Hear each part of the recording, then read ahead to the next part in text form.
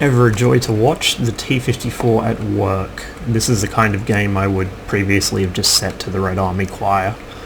But apparently some of you fuckers want commentating, so that's what's going to happen. So, 2 T-54s and a Wheezy 120. This is a very fast, very violent platoon structure. And so we're going to make the most of it. We're here on Ensk. Good map for some really aggressive medium play. We decide to head up into the lumberyard, where the mediums usually go to play. The enemy team don't actually have very many mediums.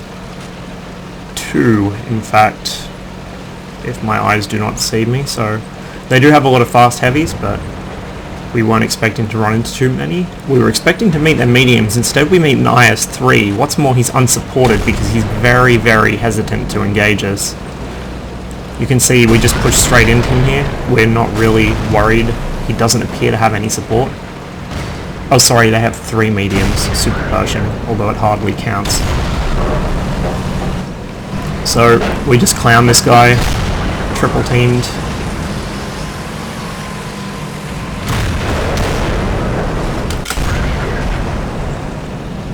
Clean up the IS. And this cheeky T-71 keeps putting shots into the back of me. Thankfully somebody else got him. So, Super Pershing being real useful out here in the field. Take care of him quickly.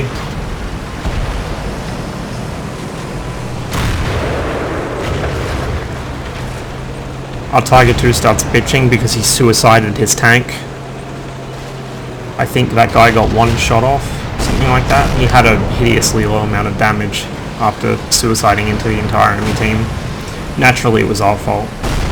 So pushing this 54E1 here, I'm ignoring the T44 and the RD because I don't really care. Somebody else can deal with him. So he gets popped. I'm not going to worry about the T29, he's being handled. What I want to deal with is these guys. So I pop one into the back of the IS-3. A little bit of a rude shot there. And then I chase his body here. The IS-3 is probably more dangerous, but I just like to deal with the mediums first so they can't get away. And what I was trying to do there was put my front corner against his armor plate so he wouldn't be able to penetrate me very easily, but I fucked it up and actually detracked myself. Thankfully the T-54 has the Jesus tracks and they repair so quickly, like there's no need to use a repair kit on them most of the time. So they're all dealt with, and we push in from behind the remaining enemy heavy tanks.